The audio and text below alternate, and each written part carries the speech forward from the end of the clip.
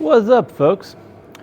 So I recently got an order for, I was told, anywhere from 20 to 30 charcuterie boards. They are going to be miniature ones, so they're not going to be quite as big as what I normally do, which is nice because I got a bunch of cutoffs that it's going to help me get rid of. And I thought you guys might be interested in seeing how I do the whole processing of a large order or even just a big quantity. The only difference is, instead of 24 inches, we're working with itty bitty boards. Just to give you guys a better idea on scale, because I actually have a 24 inch piece here. This is a 24 inch piece of wood. This is what I'm dealing with, because I want a bunch of them about this size. So I went out and got a couple extra mini templates just so I can do 3 or 4 at a time instead of one, because I think I'm going to have some help with part of this, hopefully. But yeah, so there's going to be a lot of time lapse in this one. Might do a little voiceover for it just so it's not as boring. But yeah, so I'm going to flip this around. We're going to get all the wood loaded onto my newest table, which is right there. And then we are going to get the joiner up and running. I'll get you guys some good shots of the stuff blowing at you, because who doesn't love joiners blowing at them? And yeah, from there we'll get everything cut down and ready to rock and roll. I'm going to make as many of these as I can, and I did get a cart full of wood cutoffs just to help supplement what the few cutoffs I have, because I can get them for dirt cheap. So if you guys ever want anything small and you let me know and you want a bunch of them, as long as I know you want small, I can usually get my hands on stuff like that pretty easily and pretty inexpensively, which saves a lot in the long run for you guys. So with that, let's get to it.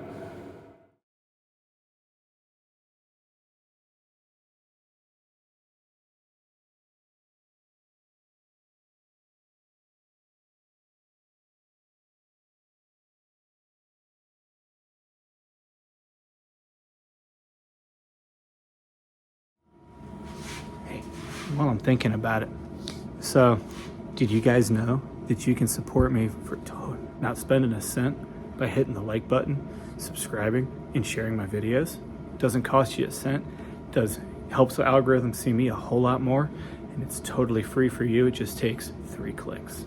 Just wanted to throw that out there. Thanks. Bye.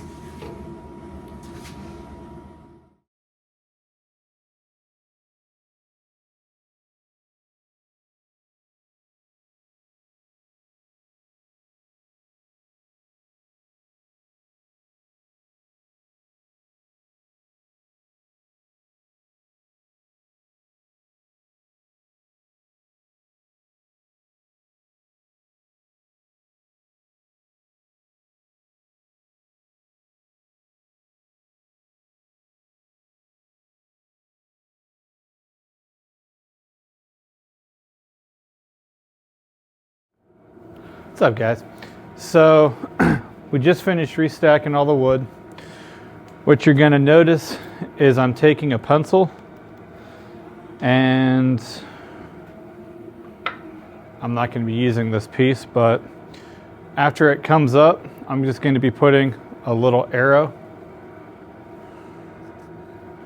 Get that where you guys can see it. So what that would mean is this side is what I already ran through the jointer. So when I get it to the table saw, which is currently also full of walnut, because I got I got a full cart full just of walnut cutoffs. I mean, and just so you guys can see what a cart full looks like. And that's not even all of it. I have a milk crate full of it too. But yeah, so once I get these jointed, because all that does is puts a straight flat edge on it. So when I take it to the table saw, that side is a known flat. Then I can cut everything to that size. And while I'm doing that, I'm going to be figuring up about how tall I want to make these things. And before we start the joiner, I need to grab one more measurement off of the templates, because it's all a balancing act of size with the type of handle and how much actual space on the board itself that you want. And I know about where they're at with what they want, but it does get a little complicated at times when you're trying to figure all this up and still make sure it all fits, especially when you have a ton. So with that said, I'm gonna also be figuring where I want to put all this walnut at, which I have an empty shelf and I don't want to put it on a plastic shelf, but I might not have a choice, at least temporarily, because underneath all of this wood right here on the floor, I actually have a bunch more cutoffs, but a lot of those need to get gone through because there's a bunch that are not safe for cutting or charcuterie boards. So I actually need to go through that, which is something I'm going to do in the spring. I'm going to actually make a second shelf just to be able to sort those, because I've got some space back there and this plastic shelf right there. I might pull that out, build a shelf in there. And I'm also trying to figure out where I want to get my propane tank storage at, because eventually I want to get these monsters stored on their side in here.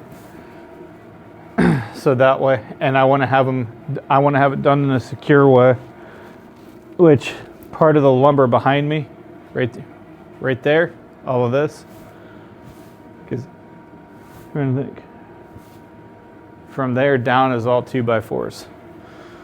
So once I get those plans figured up, I'm probably going to do that as another shop build, and I'm going to mount it to the actual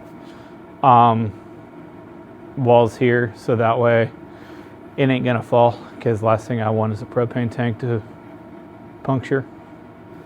Never had it happen yet. I've seen a compressed tank breach one time at a job. Somebody dropped a oxyacetylene torch setup in the oxygen tank. The valve ruptured. That was scary. Thank God it was minor and didn't move. But we had to evacuate the entire area because that much oxygen getting out, it was all kinds of bad. We had to emergency shut down a line and run. We basically didn't run anything that night and just kind of hung out in the break room and cowered. But, I mean, what you gonna do? It was a total accident, but I'm not the one that hit it, so I was just kind of, okay. Played on my phone, had a good time. But yeah, so with that, sorry I'm getting distracted. I'm gonna get the joiner going. We are gonna time lapse that. And I do, like I said, need to check one other thing. I'm going to figure I'm going to put this wood, probably going to be on that shelf. Not doing that on camera.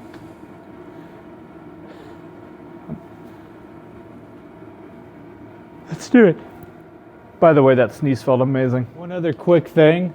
I'm going to be checking the lengths against what I just finished setting up in this. Because from here to my saw blade is the length I need, so that way I've got to stop, so I'm gonna cut one piece down.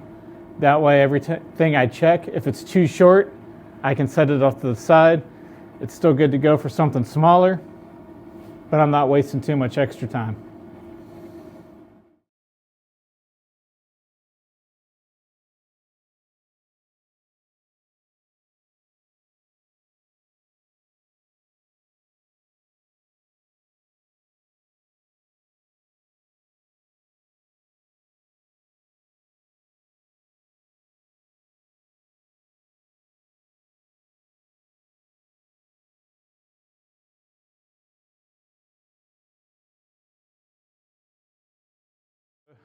All right, folks, I just had to take a quick time out to double check the table saw. That will be a video on how I do all my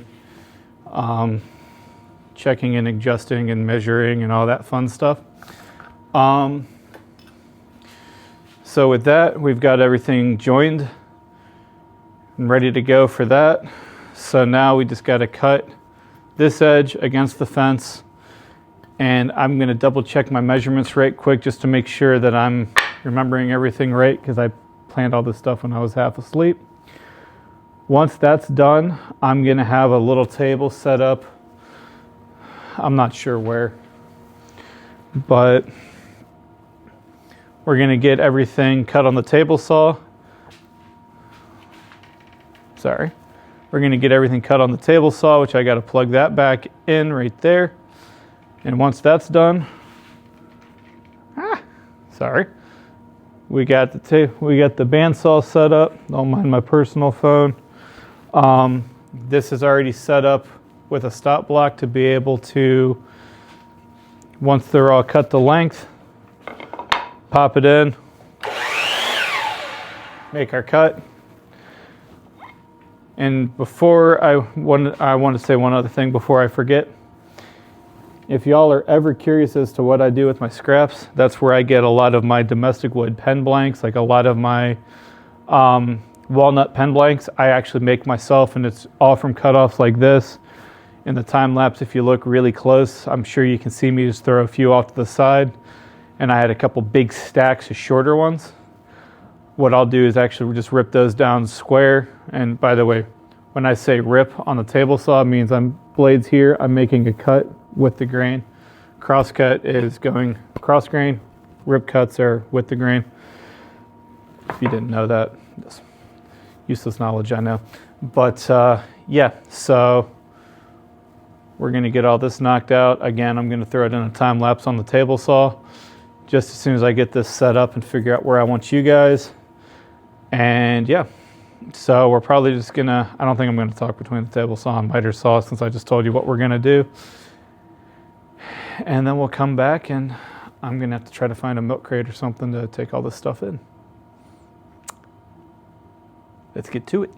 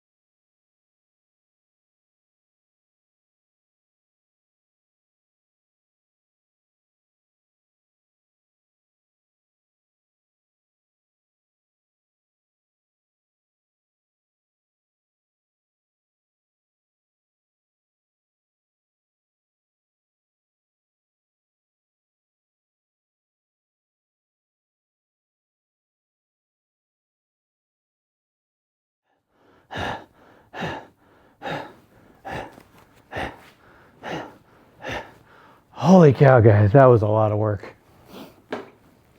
But that's what happens when you batch this stuff out. Let me flip you around. That right there is about 3 hours worth of work to get it to that point. I needed 4 stacks this high, so 1, 2, 3, 4, to cover the 50 boards I wanted. That's all extra. So that's over 50 of these mini charcuterie boards we're going to make out of 1 shopping cart worth of cutoffs. This is why smaller boards are sometimes crazy inexpensive compared to bigger ones. Because if I can get that much for what I pay for a sharpened cart full of cutoffs, it's next to nothing for the wood. Not compared to what it would be if I cut the big boards down and cut them, or the big pieces and cut it all down myself. Plus some of those are pre-milled on both sides, which makes life a whole lot easier. But with that, I'm going to say cat in the hat, dappy dat. Hope you all enjoyed it. And I'm probably going to keep going with the glue ups probably later this week or maybe even tomorrow. I don't know. I'm going to edit all this together and see how long the video is, because we might cut it here and do another one, or it might be a standalone. And hey, here's the speedy version of how you do this. how it should look over the course of a time lapse. So, I don't know. We got to look. Hope you all enjoyed it. And yeah, any questions, comments, throw them below.